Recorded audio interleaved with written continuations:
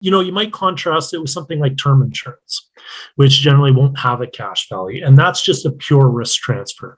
I'm paying money to be protected with a death benefit in case I die over the next 10 years or whatever the case may be. But at the end of it, we walk away and we're sort of done. So a whole life policy is going to be there for you no matter what, no matter how long you live.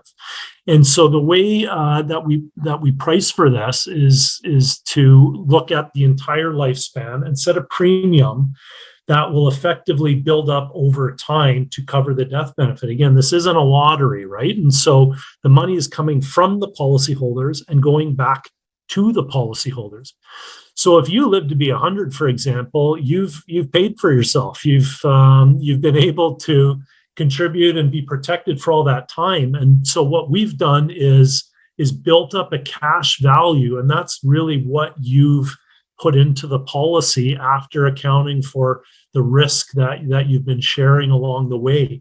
And so not it doesn't happen that often. It's starting to happen more often, but a lot of people don't know. Generally, a par whole life policy is paid up, even if it's life pay. At age 100, it's paid up. We don't charge premiums anymore because the cash value reaches the death benefit generally. If you look out at the end of the illustration, it gets there because we say, we didn't think there was any chance that you live in this long. So here's your death benefit. You're age 100, you win. And so that's what's happening. The cash value is approaching that death benefit because we know we're going to pay it out eventually. No one lives forever, at least not anyone has yet. And so that cash value is really the client's money as they approach that magical age 100, if they're fortunate enough to get there.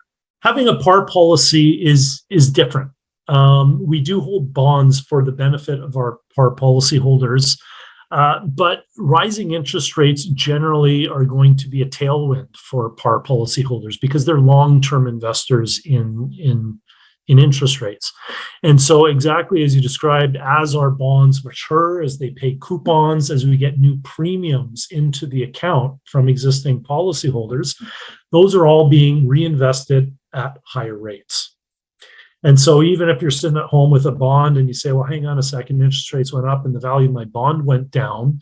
The only reason it went down is because if you went out to sell it, you have to give a discount to someone who could buy a brand new issued bond at a higher rate. So we're not selling those bonds. We're holding them. We're getting exactly the coupon and the repayment of principal that we were promised at the time that we invested in the bond. And so we're not too fussed about the market value of our bond holdings. And you see that come through in our div scale interest rate. It doesn't plummet when interest rates go up because it's not reflecting the market value of the par account. It's reflecting how much interest are we able to pay back to our policyholders.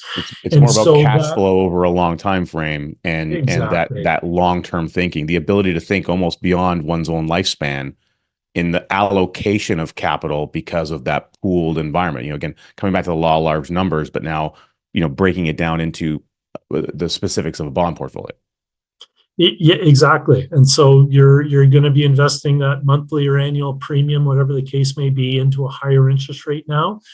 And just as over the last 20 years, decreasing interest rates have led to div scale interest rates coming down, higher interest rates serve to benefit that dividend scale interest rate, which will benefit the par policyholders who are, in effect, long-term investors in interest rates. Repricing goes to the data around like mortality, the expenses of the company, those kind of things. So as you increase advancements in technology, although those take an investment, once they're done, that could almost decrease other expenses of the company over a long-term time horizon.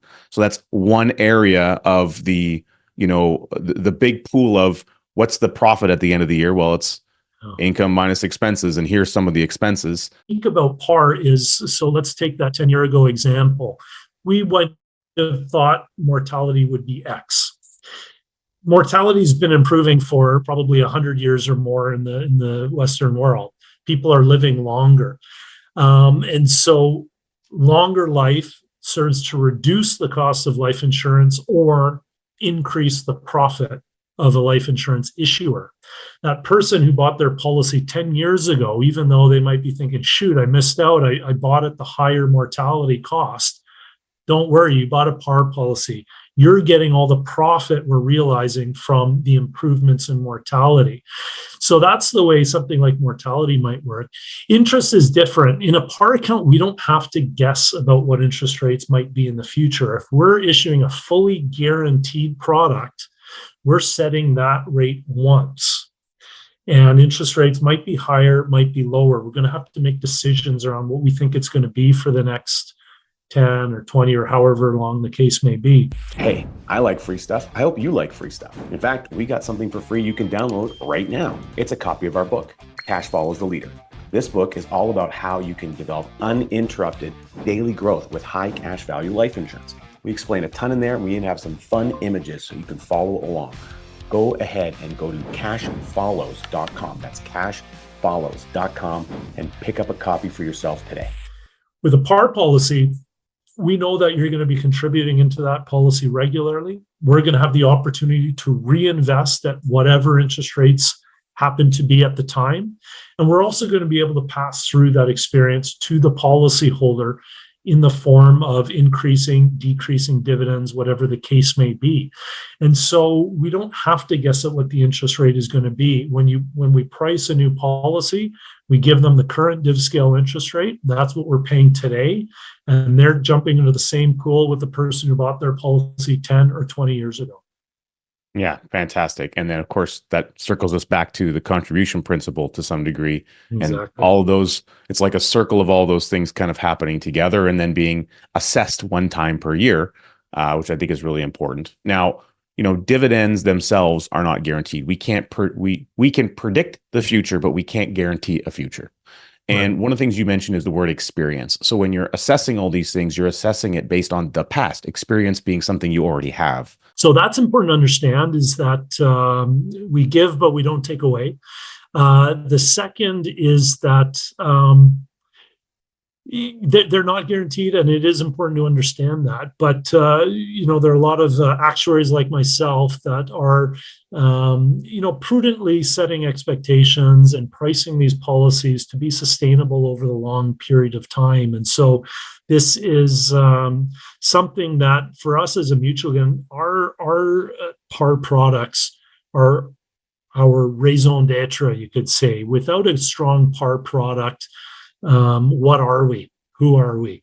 And so it's in our best interest to, as much as possible, under promise, over deliver, as opposed to the opposite. It does us no good to over promise and under deliver. Insurance is a business of trust. It's a business of reputation.